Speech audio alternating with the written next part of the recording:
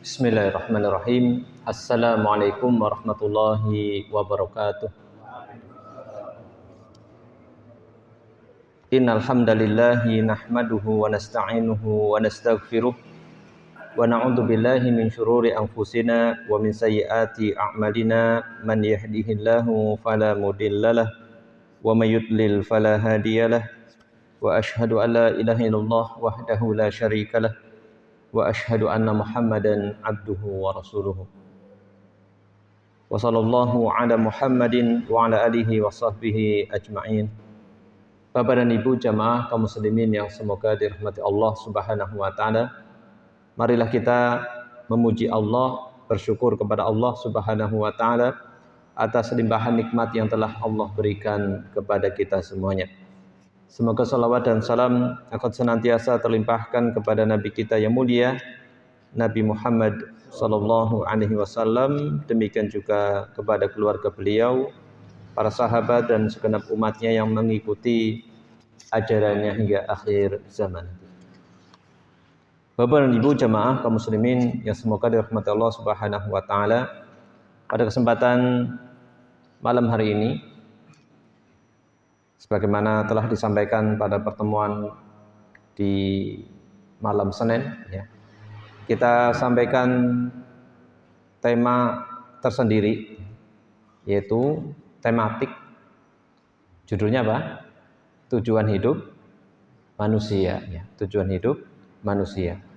Ini saya ambil dari pembahasan Kitabut Tauhid, dan di sini ada buku penjelasan Kitabut Tauhid, memahami dan merealisasikan tauhid dalam kehidupan, yang disusun oleh guru kami, ya, guru kami yang pada pekan yang lalu baru saja meninggal rahimahullah taala, yaitu Ustadz Yazid bin Abdul Qadir Jawas rahimahullah taala. Beliau guru kami menimba ilmu kepada beliau, ya. Maka sebagai bentuk rasa syukur kami dan mudah-mudahan menyampaikan ilmu dari beliau, ya, maka kami bacakan di sini. Jadi Kitabut Tauhid di sini. Yang pembahasan pertama adalah sebuah ayat di dalam surat Ad-Dariyat ayat 56. Sebelum itu ada seorang syekh dari Yaman pernah menyampaikan pada kami ketika ada sebuah kegiatan di Jogja waktu itu. Beliau menyampaikan bahwasanya pernah ada diadakan survei tentang apa sih tujuan hidup Anda. Tujuan hidup Anda itu apa? Jadi surveinya seperti itu kurang lebih. Kebanyakan yang menjawab tujuan hidup saya itu adalah untuk beribadah kepada Allah. Itu hanya tidak sampai 5% katanya. Selebihnya ada yang tidak tahu, ada yang tujuannya ya hidup saja, makan, minum kayak gitu. Subhanallah. Ternyata sedikit sekali menjawab tujuannya adalah untuk beribadah kepada Allah Subhanahu wa taala. Ini kalau kita perhatikan dalam istilah-istilah mungkin organisasi atau mungkin sekolah, bahkan mungkin masjid, itu kan biasanya yang terpampang pertama itu apa kalau sekolah itu? Visi, betul. Visi. Menunjukkan apa? Visi itu sesuatu yang penting. Sampai pun kita hidup di dunia pun harus ada visi. Coba Pak, kalau jangan bicara hidup dulu. Misalnya sebuah lembaga tidak ada visinya, kira-kira bagaimana? Kira-kira bagaimana? Pasti organ yang di dalamnya, orang-orang yang di dalam bingung, ini sebenarnya mau kemana ini arahnya, gitu. Ya, entah itu ormas yang besar gitu, pasti ada visi dan misi. Pas saya pelatihan leadership di Surabaya, di antara materinya itu terkait visi misi, karena waktu itu berkaitan sekolah. Jadi beliau pemateri itu menyebutkan, ini nggak ada di sini, ini tambah saja, dianggap buku ini. Nanti kita masuk sini. Beliau menyebutkan bahwasanya visi itu adalah seperti peta. Visi itu seperti peta. Ya. Nanti misi itu adalah kompas. Nah, misi itu adalah kompasnya. Coba kalau kita mau kemana hanya ada peta, masih bingung kan? Peta kan belum jelas. Di situ memang tertulis utara, tapi posisi kita menghadap mana kan mungkin keder kan, ya kan? Apalagi kemana itu, utara yang mana gitu. Maka membutuhkan misi, yaitu di situ adalah kompas. Ini adalah tujuan. Bagaimana mencapai suatu tujuan. Tidak mungkin seseorang itu tidak punya tujuan. Kalau tidak punya tujuan bagaimana? Ya bingung, waktunya juga sia-sia seperti itu. Maka hal yang kecil saja urusan duniawi aja ada tujuan, maka lebih-lebih Allah Subhanahu wa taala menciptakan kita pasti ada suatu tujuan, dan ini tujuannya begitu utama. Maka ayat yang mulia ini kalau saya merenungi ya gambaran sekarang itu ya visi lah atau tujuan seperti itu. Ya. Allah Subhanahu wa taala berfirman, nanti bisa dilihat surat Ad-Dzariyat ayat 56 ya. Surat ke-51 ayat 56. Allah Ta'ala wa ma khalaqatul jinna wal insa illa liya'buduni asli. Dan tidaklah aku di sini adalah Allah Subhanahu wa taala menciptakan jin dan manusia, melainkan, kalau ada tidak kemudian melainkan menunjukkan apa? Sesuatu yang sangat ditekankan dan pembatasan. Ya hanya itu saja. Melainkan apa? Supaya mereka beribadah kepadaku. Menunjukkan apa? Tujuan diciptakannya jin dan manusia tidak lain tidak bukan hanya untuk beribadah kepada Allah Subhanahu wa taala. Ya. Jadi penjelasannya apa? Makna ayat ini Allah Subhanahu wa taala mengabarkan bahwa Dia menciptakan jin dan manusia untuk beribadah kepadanya. Jadi tidak benar jika seorang muslim menaruh perhatian penuh terhadap kehidupan yang bersifat materialistis. Nah, gini. Ya tadi mungkin di survei tadi kebanyakan malah sifatnya itu materialistis. Tujuannya ya supaya ini dan seterusnya. Sejatinya sebagaimana Allah Subhanahu wa taala firmankan, dan apa yang Allah firmankan pasti itu adalah benar. Adalah untuk beribadah menghamba kepada Allah Subhanahu wa taala. Karena seorang muslim diciptakan di dunia ini untuk satu tujuan, dan dia harus berusaha keras mewujudkan tujuan tersebut. Ya, jadi kalau kita sudah paham tujuannya, maka berusaha keras untuk mewujudkan sampai kepada tujuan tersebut. Ya, itu. Jadi punya semangat untuk mewujudkan tujuannya. Jadi bisa jadi juga orang sudah tahu tujuannya adalah ibadah, tetapi kurang semangat untuk mewujudkan ibadahnya. Gitu. Inilah namanya manusia itu bertingkat-tingkat dari sisi keimanan. Gitu. Jadi berusaha keras untuk mewujudkan tujuan tersebut, yaitu beribadah kepada Allah Subhanahu wa taala. Tidak meniru orang-orang kafir yang digambarkan dalam firman Allah Subhanahu wa taala. Allah Subhanahu wa taala menggambarkan bagaimana keadaan atau hakikat orang kafir di dalam surat Muhammad, di antaranya ayat ke-12, walladzina kafaru. Ini kata Allah. Dan orang-orang yang kafir yatamatta'una wa yaquluna kama ta'kulul an'amu wan naru maswallahum. Dan orang-orang yang kafir menikmati kesenangan dunia dan mereka makan seperti hewan makan. Jadi orang kafir itu ya seperti hewan, kalau makan seperti ini. Jadi tidak ada tujuannya makannya, hanya sekedar makan gitu. Dan kelak nerakalah tempat tinggal bagi mereka. Disebutkan di sini orang kafir itu tujuannya hanya bersenang-senang saja. Bersenang-senang saja dan makan sebagaimana hewan itu yang makan. Sejatinya juga kalaulah Allah Subhanahu wa taala tidak mengutus Nabi Muhammad, juga mereka tidak tahu cara makan yang benar.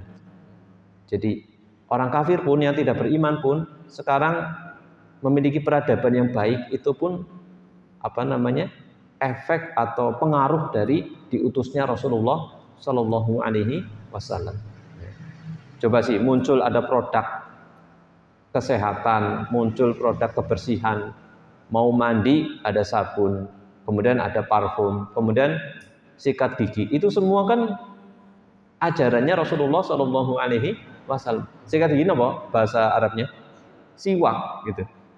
Coba kalau itu kan pengaruh itu, meskipun tidak sampai masuk Islam, tapi pengaruh Islam itu sampai mereka, gitu.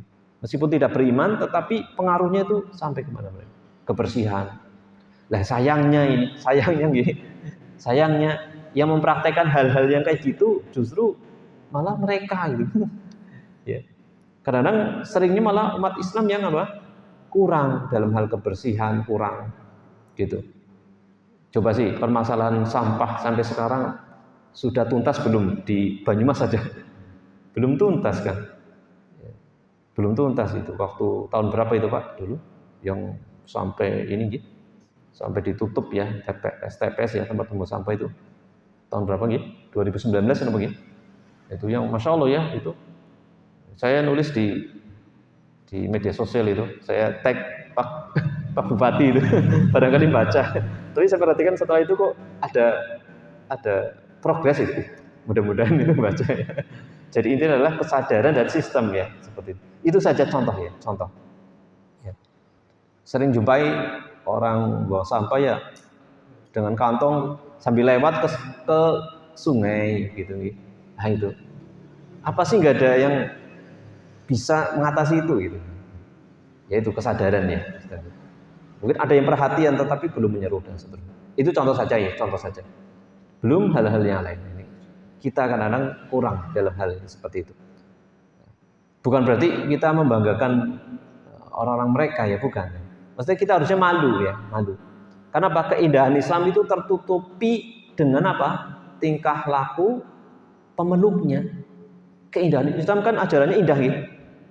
Cuma tertutupi dengan tingkah laku ya kita ini. Ya, tingkah laku, tingkah polanya umat Islamnya sendiri. Dalam sebuah perkataan Arab, al-Islamu mahjubun bil muslimin. Keindahan ajaran Islam itu tertutupi, terhalangi dengan perbuatan orang Islam itu sendiri. Nah itu. Ya, jadi mereka itu adalah senang-senang. Jangan sampai kita juga yang Islam hidup ini hanya untuk senang-senang saja. Menuruti hawa nafsu, hanya sekedar itu saja, sifatnya materialistis. Tujuannya, pikirannya dunia dan dunia. Seperti ini. Nah, tapi nanti jangan disalahpahami, nanti saya jelaskan. Apa sih cuma hidup itu nang masjid tok Ustaz? Jadi tadi untuk beribadah berarti nang masjid terus, sholat terus. Dan nanti kita terangkan makna dari ibadah itu. Ibadah itu cakupannya luas ya Bapak Ibu. Ya, kita lanjutkan di sini. Nah. Yakni apa? Dari ayat tadi di surat Muhammad tadi ayat 12, yaitu yang mendominasi dalam yakni yang mendominasi dalam keinginan serta tujuan mereka ialah bersenang-senang saja. Jadi orientasinya, obsesinya itu hanya bersenang-senang saja. Begitu. Bersenang-senang dengan kelezatan dunia dan syahwatnya. Kita pun bisa melihat kegiatan-kegiatan atau perbuatan lahir dan batin mereka berkisar seputar itu. Berkisar seputar itu.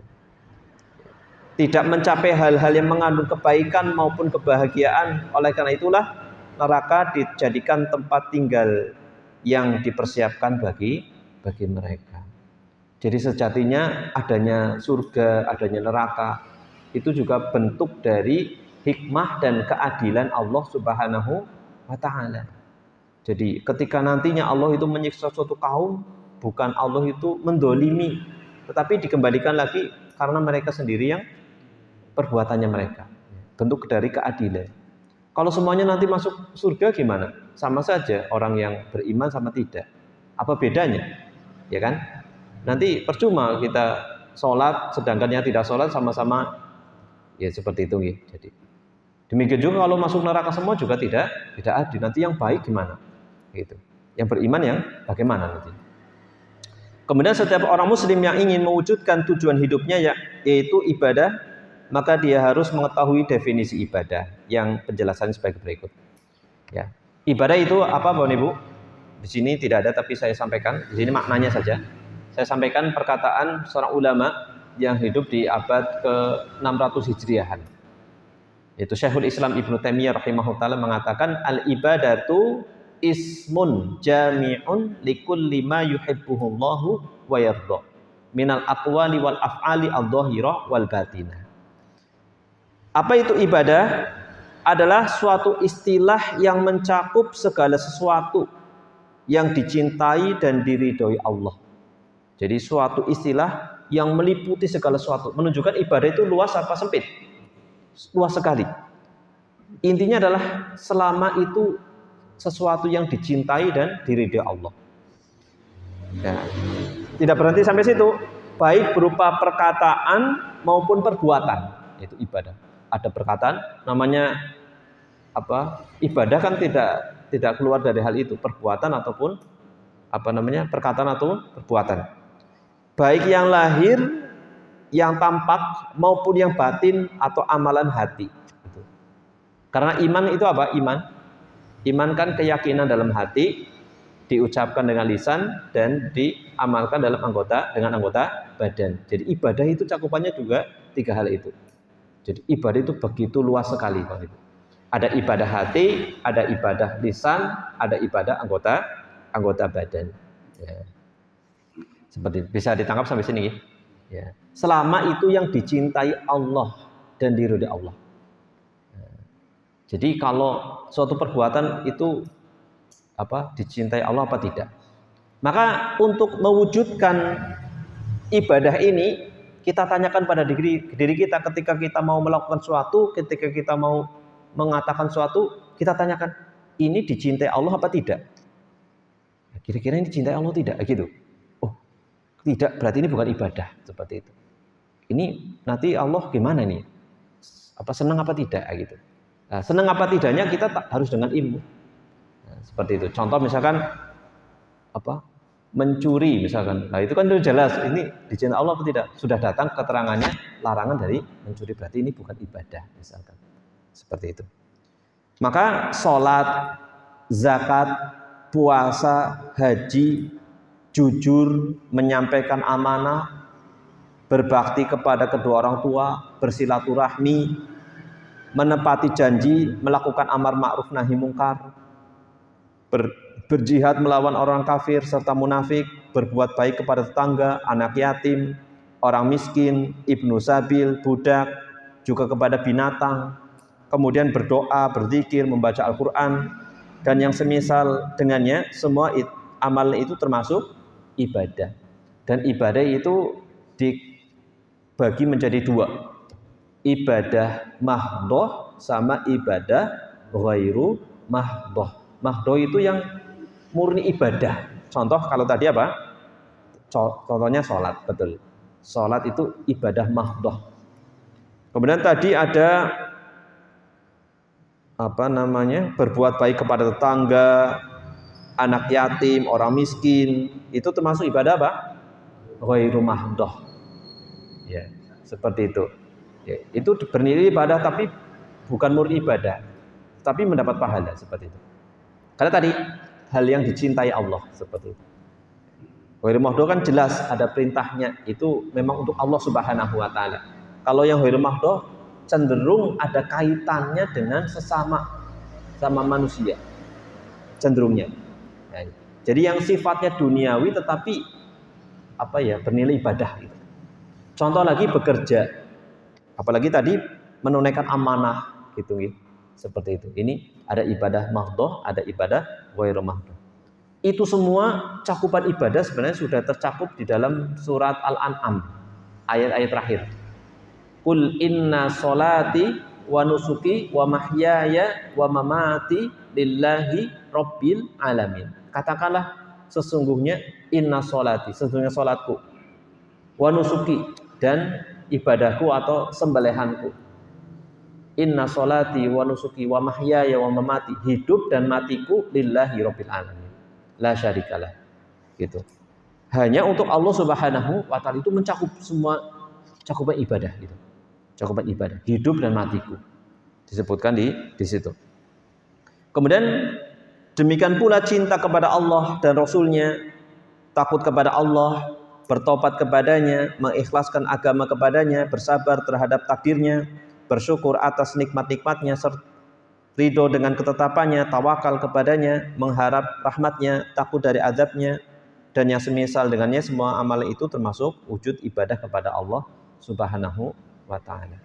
Makanya penjelasan tadi sudah memberikan gambaran tujuan hidup manusia itu untuk beribadah, bahkan manusia dan jin. Jadi tidak dipahami secara makna sempit. Kalau makna ibadah secara sempit nanti berarti cuma sholat terus gitu ya, sholat terus ya gitu. Ya. Saya akan pernah menyampaikan ya, bahwasanya hak itu kan ada 3. Ini juga nanti semuanya juga ibadah semua itu. Hak Allah, hak siapa yang harus ditunaikan? Pertama hak Allah, hak diri sendiri, dan hak orang lain. Gitu. Berarti ini memahami makna sempit yang berkaitan hak Allah saja. Gitu. Padahal di situ ada hak dirinya. Berarti kita tidur jadi ibadah enggak? Iya, karena menunaikan hak diri kita. Itu pun diperintahkan Allah seperti itu. Itu kan diperintahkan Allah.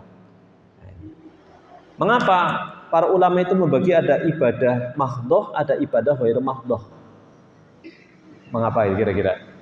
Padahal semuanya juga ibadah sejatinya. Tetapi mahdhoh ada ghairu mahdhoh. Mengapa? Supaya jangan orang itu berkata seperti ini. Aku tahu orang sholat, tetapi aku apik kami tetangga. Saya pernah mendengar kayak gitu. Harusnya bagaimana? Ya sholat yang utama kerjakan, kemudian wujud dari sholat akan tergambar dalam perilaku seperti itu. Berarti sholatnya berhasil. Jangan dibalik harusnya, jangan dibalik. Seperti itu. Aku tahu orang sholat tapi orang pernah ngerasani tetangga misalkan. Ya. Bukan maknanya juga kalau sholat boleh ngerasani tetangga, bolehnya bukan juga. Ya seperti itu ya. Jadi luas cakupannya ibadah itu. Dan apakah ini menunjukkan Allah itu butuh kepada ibadah kita?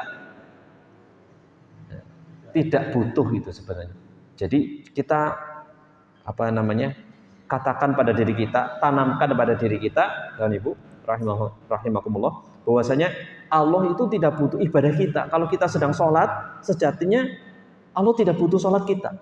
Sampai pun tadi yang tadi membantu orang lain, tetangga. Kalau ada tetangga kesusahan, sejatinya bukan Allah butuh dengan bantuan kita. Toh kalau kita nggak bantu pun, kira-kira ada orang yang membantu enggak? Yang lain ada. Nanti Allah yang akan mencukupi seperti itu. Sejatinya kita yang butuh. Sejatinya kita yang butuh. Nah, maka ayat tadi surat Ad-Dariyat tadi kita kombinasikan atau kita komparasikan ya dengan ayat yang lain, surat Fatir ayat 15. Surat Fatir ayat 15. Demikian juga ada hadis qudsi dan hadis dari Rasulullah SAW yang menjelaskan hal ini. Di dalam Al-Quran disebutkan surat Fatir ayat 15. Surat Fatir itu surat sebelum surat Yasin ya. Surat sebelum surat Yasin. Ayat 15 disebutkan sana, ya ayuhan nasu antumul fuqara'u ilallah wallahu huwal ghaniyul hamid.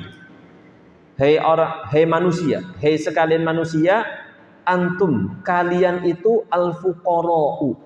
Fuqara itu adalah bentuk jamak dari fakir. Orang-orang fakir. Fuqara itu adalah orang-orang fakir. Ini pun sering kita bicarakan ya, teman kita bicara seperti itu ya. Membantu orang fuqara gitu kan. Fuqara masakin, ya kan? Orang-orang fakir. Wahai manusia, kalian itu fuqara'u, kalian itu fakir ilallah. Fakir itu maknanya adalah butuh. Orang fakir adalah orang yang butuh bantuan. Kalian itu butuh kepada Allah. Gitu. Karena kebalikan dari fakir itu ghani. Ghani kalau dalam terjemahan bahasa Indonesianya itu kaya, tapi maknanya adalah tidak butuh. Ghani itu tidak butuh. Makanya Allah Subhanahu wa taala di antara nama Asmaul Husnanya apa? Wa huwa wallahu, dan dia Allah huwal ghaniyu. Allah dialah al-ghani. Al-ghani apa? Maha kaya, maha yang tidak butuh. Itu. Maknanya itu tidak butuh. Tidak butuh segala sesuatu. Di sisi lain Allah juga Al-Hamid, maha terpuji. Ya. Ya. Jadi ketika ada ayat di akhirnya ditutup dengan nama Allah, itu pasti ada makna yang dalam di situ. Kadang-kadang satu nama, kadang-kadang dua nama. Contoh di sini, wallahu huwal ghaniyul hamid. Ya. Ketika disebutkan satu nama Allah, ada makna yang sangat indah, disebutkan bergandengan dengan ini, muncul keindahan lagi, makna yang lebih dalam lagi, yaitu Allah maha kaya, maha tidak butuh, dan Allah juga terpuji. Jadi tidak butuhnya itu juga dengan penuh pujian bagi Allah Subhanahu wa taala. Beda sama kita ya. Aku ora butuh kan malah tercela kita ya kan. Kalau kita mengatakan kita tidak butuh orang lain, kita tidak butuh Allah, justru kita tercela. Tetapi Allah ketika mengatakan Allah memiliki nama Al-Ghani, Allah tidak butuh, itu justru Allah itu terpuji. Menunjukkan akan kesempurnaan Allah Subhanahu wa taala. Di sini disebutkan manusialah yang butuh kepada Allah. Ini menjelaskan atau biar seimbang, kita tidak salah menangkap, memahami firman Allah surat Az-Zariyat itu, Allah butuh dengan ibadah kita. Kitalah yang butuh kepada Allah Subhanahu wa taala. Butuh apa saja Bapak Ibu? Butuh pahalanya, butuh balasan dari Allah Subhanahu wa taala. Seperti itu. Ya. Ya, di sini disebutkan Imam Ibnul Qayyim rahimahullah taala mengatakan Allah Subhanahu wa taala mengabarkan bahwa tujuan yang dimaksud dari penciptaan makhluk yaitu beribadah kepadanya, yang ia merupakan kesempurnaan cinta kepadanya sebagaimana Allah cinta untuk diibadahi, Allah pun suka untuk dipuji dan disanjung. Allah itu suka dipuji karena Allah maha terpuji. Pusatnya pujian itu ya Allah Subhanahu wa taala. Serta apabila disebut dengan sifat-sifatnya yang tinggi dan nama-namanya yang baik. Sampai-sampai kalau kita berdoa, itu di antara cara yang beradabnya juga kita menyebut nama Allah Subhanahu wa taala. Dan itu telah diajarkan di dalam surat Al-Fatihah. Ketika kita surat Al-Fatihah kan intinya doa nggih. Ihdinas siratal mustaqim kan doanya ya. Tapi kan sebelumnya ada apa? A'udzubillahi minasyaitonirrajim. Bismillahirrahmanirrahim. Alhamdulillahirabbil alamin kan? Alhamdulillah, pujian, dipuji gitu. Setelah itu baru isi permintaannya gitu. Jadi misalkan ya Razzaq urzukni, misalkan ya Allah zat yang maha pemberi rizki, berilah hambaku ini rizki, misalkan gitu. Jadi ini sangat mulia ketika kita berdoa kepada Allah dengan menyebut nama Allah yang maha indah ya. Disebutkan di dalam sebuah hadis, ini tidak semua saya sampaikan gitu. Ada sahabat yang mengatakan, wahai Rasulullah, sesungguhnya aku memuji Rabbku dengan suatu pujian. Maka beliau sallallahu alaihi wasallam menanggapinya dengan bersabda, inna rabbaka yuhibbul hamda. Sesungguhnya Rabbmu menyukai pujian. Bahkan kalau kita melihat redaksi doa iftitah, kan itu kalau tidak salah itu lebih dari 10 redaksi. Ada yang cuma pujian saja isinya. Ada yang permintaan seperti itu. Ada yang permintaan. Kemudian kalau tidak salah seperti itu. Ada yang hanya pujian, ada yang dua-duanya. Ada yang pujian juga, ada yang permintaan. Seperti itu. Contoh doa iftitah yang hafal napa? Macam-macam itu ya. Kita harus paham bahwasanya doa iftitah itu yang dari Rasul itu ini. Jadi tidak perlu kita ribut dalam hal ini karena selama ada dalilnya kita bisa, bahkan dianjurkan terkadang kita baca yang ini, terkadang yang baca ini, supaya apa? Ibadah kita itu beragam, tidak membosankan, bervariasi ya, bervariasi. Selama itu adalah sahih dari Rasulullah SAW. Kalau bisa seperti itu. Ya. Allah mencintai dirinya. Allah mencintai dirinya, maka dari itu Allah memuji dirinya, menyanjung dirinya, menyucikan dirinya, serta mencintai orang yang mencintainya, memuji dirinya dan menyanjung Allah Subhanahu wa taala.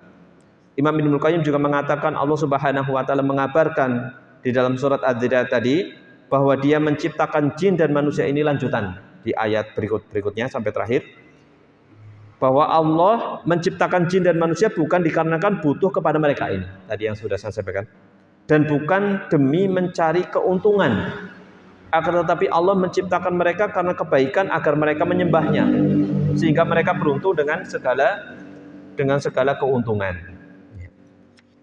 Lagi-lagi kembalinya itu kebaikannya untuk hamba tersebut yang beribadah kepada Allah. Perhatikan surat Al-Isra ayat 7 ya. In ahsantum li anfusikum. Jika kamu berbuat baik, berarti kamu berbuat baik untuk dirimu sendiri. Tidak untuk Allah ya.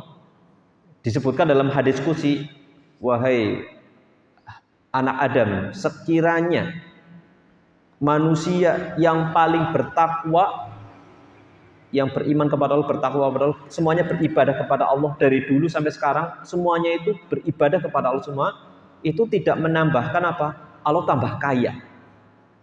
Jadi kalau semua manusia itu ibadah semua, tidak ada yang tidak ibadah, semuanya beribadah kepada Allah semuanya, taat semuanya kepada Allah. Dari dulu sampai terakhir, semua manusia itu tidak terkecuali. Bahkan kalau tidak salah lafaznya jin dan manusia, semuanya bertakwa kepada Allah, taat kepada Allah, tidak menambahkan sedikit pun kekayaan Allah. Ini menunjukkan apa? Allah tidak butuh dengan ibadah manusia. Demikian juga kalau semuanya itu bermaksiat kepada Allah, tidak taat kepada Allah, tidak ada yang beribadah kepada Allah dari dulu sampai sekarang, dari dulu sampai terakhir manusia dan jin, itu tidak mengurangi kekayaan Allah. Tidak menyebabkan Allah jadi miskin gitu. Jadi tetap Allah sempurna kekayaannya, tidak berpengaruh sedikit pun. Ini menunjukkan apa? Allah itu maha kaya. Sejatinya kitalah yang butuh kepada Allah Subhanahu wa taala. Demikian juga di dalam ayat yang lain, surat Ar-Rum ayat 44 ya. Wa man 'amila sholiha fali anfusihim yamhadun. Dan barang siapa mengerjakan kebajikan, maka mereka menyiapkan untuk diri mereka sendiri tempat yang menyenangkan. Balasannya juga untuk orang-orang yang beramal soleh tersebut. Ya, ini. Ya. Kemudian sebagai penutup ini, sepertinya waktunya ini. Seperti biasa, sebagai penutup ada beberapa faidah dari ayat yang mulia tadi. Ada beberapa faidah dari ayat. Saya juga pernah menulis sebenarnya itu tentang ini. Faedahnya lebih banyak, tapi ini kita cukupannya di sini. Menulis dan sumber yang saya tulis sudah ada di sini, sudah jadi rujukan di sini juga. Makanya saya bawa buku ini saja. Untuk kitab penjelasan syarah kitab Tauhid itu yang dalam teks bahasa Arab saja, saya di rumah itu ada tiga yang berbahasa Arab. Ya, ini sudah jadi aja pakai ini aja gitu. Ya, seperti itu. Sama ini berarti 4 ya. Yang dalam bahasa Indonesia ada 1 berarti 4. Bahkan 5. Ada 1 lagi yang berbahasa Indonesia juga. Ya. Kembali ke sini ada faidah-faidah dari surat Ad-Dariyat tadi. Yang pertama, kesimpulan. Hikmah diciptakannya jin dan manusia itu adalah untuk mengesahkan Allah dengan beribadah hanya kepadanya. Hikmah diciptakannya jin dan manusia itu adalah untuk mengesahkan Allah dengan beribadah hanya kepadanya. Imam Ibnu Abbas menjelaskan ketika Allah menyebutkan beribadahlah kepada Allah, maknanya adalah esahkanlah Allah. Ya, tauhidkanlah Allah, seperti itu. Beribadahlah kepada Allah dengan mengesahkan Allah Subhanahu wa taala. Kemudian yang kedua, Allah Subhanahu wa taala yang telah menciptakan makhluk, maka Dia pula yang berhak untuk diibadahi oleh mereka. Ya. Allah yang menciptakan makhluk, maka Allah yang berhak untuk diibadahi. Maka nanti di dalam pelajaran akidah itu tauhid itu terbagi 3. Pertama tauhid rububiyah, kedua tauhid uluhiyah, dan yang ketiga tauhid asma wa sifat, nama-nama dan sifat Allah. Tauhid rububiyah itu maksudnya apa? Meyakini bahwa Allah yang menciptakan, meyakini bahwa Allah yang memiliki, yang mengatur. Itu tauhid rububiyah. Dilihat kepada perbuatan Allah, menciptakan, memiliki, mengatur. Ini kita harus memiliki keyakinan. Kemudian macam yang kedua, dan ini inti dari apa? Tujuan diciptakannya jin dan manusia yang kedua ini, yaitu tauhid uluhiyah. Dilihat kepada perbuatan hamba itu, yaitu beribadah kepada Allah Subhanahu wa taala. Jadi perbuatan Allah tadi menciptakan, mengatur, memberi rizki dan seterusnya, ini tauhid rububiyah. Maka kewajiban hamba adalah tauhid uluhiyah ini. Kemudian berikutnya yang ketiga, penyempurna, yaitu tauhid asma wa sifat. Meyakini bahwasanya Allah memiliki nama-nama dan sifat-sifat. Kita menetapkan sebagaimana yang ditetapkan Allah dan Rasulullah Shallallahu Alaihi Wasallam, dan meniadakan yang tidak ditetapkan, yang tidak ada, yang nggak perlu kita tetapkan. Gitu. Yang dikabarkan oleh Allah dan Rasulullah Shallallahu Alaihi Wasallam ada berapa? Asmaul Husna. Ada berapa? Ada 99. Itu yang terdapat di dalam Al-Quran dan hadis. Itu 99. Itu. Di dalam sebuah doa, Rasulullah mengajarkan sebuah doa, itu disebut, di situ doanya ada lafadz, ada nama-nama yang tersimpan oleh Allah Subhanahu wa taala. Tetapi yang dikabarkan itu adalah ada 99. Maksudnya apa? Tidak terbatas dalam 99 tersebut. Ya. Seperti itu. Yang ada di dalam Al-Quran ataupun hadis itu adalah 99. Inna lillahi tis'atan wa tis'ina isman, kalau tidak salah lafadznya. Sesungguhnya Allah Subhanahu wa taala memiliki 99 nama. Gitu. Nama-nama yang maha indah. Allah, Ar-Rahman, Ar-Rahim, Al-Malik, Al-Qudus. Hafal betul? Hafal betul? Ini ada kajian tersendiri sebenarnya itu. Ada kajian sendiri. Suatu ketika mungkin kita bahas Allah maknanya kayak gimana itu. Penting sekali kita mempelajari nama-nama dan sifat Allah, karena biar semakin kita mengenal Allah gitu ya. Mengenal sifat-sifat Allah Subhanahu wa taala. Yaitu. Ya. Tauhid yang pertama, tauhid rububiyah, keyakinan bahwasanya Allah yang menciptakan, itu hampir semua manusia itu meyakini. Sampai-sampai orang musyrikin yang didakwahi Rasulullah tahu yang menciptakan itu ya Allah. Yang menciptakan jin dan manusia itu Allah. Tetapi ketika disuruh beribadah kepada Allah tidak mau gitu. Maka sampai-sampai terheran-heran. Apakah kamu mengatakan kepada Rasul, apakah kamu menyuruh kami meninggalkan sembahan-sembahan yang ada ini untuk menyembah satu saja gitu. Seperti itu. Jadi sembahan mereka itu banyak sekali, tetapi meyakini yang menciptakan itu Allah, bukan berhala-berhala itu. Gitu. Ini orang musyrikin itu meyakini seperti itu. Tetap yang menciptakan itu adalah Allah Subhanahu wa taala. Memberi rezeki juga Allah. Disebutkan dalam surat Luqman itu. Ya, kita masih lama enggak?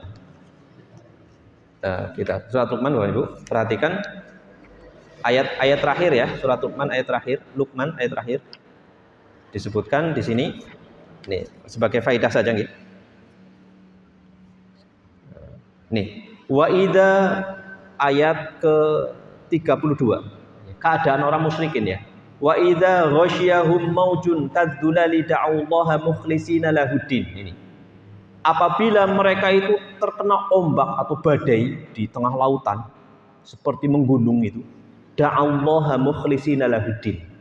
Mereka mengikhlaskan ibadah kepada Allah. Orang musyrikin itu loh. Seperti itu. Falamma najjahum ilal barri faminhum muqtasid. Namun tatkala mereka telah diselamatkan ke daratan, mereka kembali lagi beribadahnya kepada selain Allah Subhanahu wa taala. Seperti itu. Ini menunjukkan apa? Mereka juga ada kalanya beribadah kepada Allah, memurnikan ibadah kepada Allah dalam kondisi susah. Makanya disebutkan orang musyrikin zaman dulu itu, orang musyrikin zaman sekarang lebih parah dari musyrikin zaman dulu. Kenapa? Ya senang susah tetap beribadah kepada selain Allah Subhanahu. Kalau yang dulu itu ini ketika susah sadar kok. Menunjukkan apa? Mereka meyakini bahwasanya Allah yang menciptakan dan mengatur dan seterusnya. Ini disebutkan di ayat-ayat yang banyak. Ya. Kemudian kita lanjutkan. Ya. Allah yang telah menciptakan makhluk, maka Dia pula yang berhak untuk diibadahi oleh mereka, bukan selain Dia yang tidak menciptakan mereka. Coba sembahan-sembahan yang selain Allah, apakah bisa menciptakan? Kan tidak. Tidak bisa menciptakan. Lah wong disebutkan kan ya, ada orang musyrikin dulu itu menyembah patung yang terbuat dari gandum roti. Nah kalau lapar dimakan, masa Tuhannya dimakan kalau lapar? Ya mungkin minta maaf dulu, maaf ya Tuhan gitu ya. Saya lapar dari saya makan kamu. Masya Allah ya. Ya sedikit lagi ya. Yang demikian ini merupakan bantahan bagi para penyembah patung dan yang menuhankan selainnya. Kemudian yang ketiga, penjelasan tentang ketidakbutuhan Allah Subhanahu wa taala terhadap makhluknya dan bahwasanya makhluklah yang butuh kepadanya. Ini juga bantahan terhadap para penyembah patung dan yang menuhankan selainnya. Kemudian yang terakhir, yang keempat, perbuatan-perbuatan Allah Subhanahu wa taala itu pasti mengandung hikmah. Apa yang Allah perbuat itu pasti ada hikmah yang dalam. Sampai pun musibah yang Allah takdirkan, pasti itu ada hikmah di balik itu. Seperti itu. Wallahu taala alam bishawab. Semoga bermanfaat Bapak Ibu. Yang sedikit ini satu ayat tapi mudah-mudahan bermanfaat. Insyaallah kita lanjutkan dengan tema-tema lain, tidak harus buku ini juga, nanti mungkin selang-seling ya. Selang-seling.